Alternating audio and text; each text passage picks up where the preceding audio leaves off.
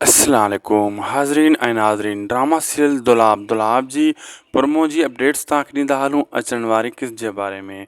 दोस्तों पहिरियों त मां तव्हांखे ॿुधाईंदो हलां दुलाब ड्रामो हिकु कामयाबु ड्रामो बणिजी चुको आहे। दुलाब जी जेका रेटिंग आहे हिन टाइम बिल्कुलु टॉप ते वञी पहुती आहे। को बि ड्रामो इन जो सानी न आहे जे बराबरि न आहे हिन टाइम दोस्तों मां तव्हांखे ॿुधाईंदो हलां त ख़ासि करे अचण वारी किस्त में तव्हां ॾिसंदव त तमामु जल्द मुराद ठीकु थी करे वापसि ईंदो ऐं उन खे जॾहिं ख़बर पवंदी त शाहनवाज़ ख़ान ॿधलु हुयो मुंहिंजे मथां गोलियूं हलाइण जे तरफ़ां ऐं यानी रहज़न वारनि सां हू अंदरूनी तौरु ॿधलु हुयो।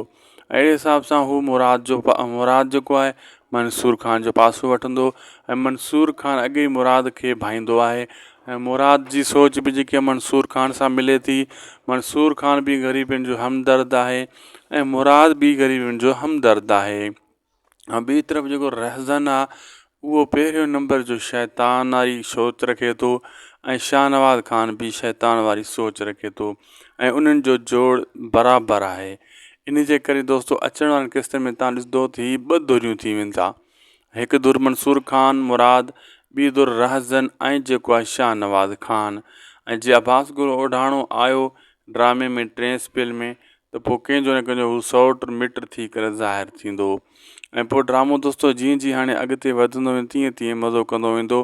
ख़ासि करे सोढल पंहिंजा जॾहिं जोहर ॾेखारींदो पोइ ॾिसजो ड्रामो अञा टॉप ते पहुची वेंदो। हिन टाइम बि ड्रामे जी रेटिंग बिल्कुलु मथे आहे ऐं सोढल जेको आहे दोस्तों मुंहिंजे ख़्याल में मेन हीरो जेको आहे आज़म मिंगल ऐं ॿिए किरदार ते सोढल खे रखियो वियो आहे। उन खां पोइ ॿिया आहिनि ऐं मुराद बि आहे लेकिन सोढल जी तेज़ी वधीक आहे। लाइक सब्सक्राइब शेयर कंदा।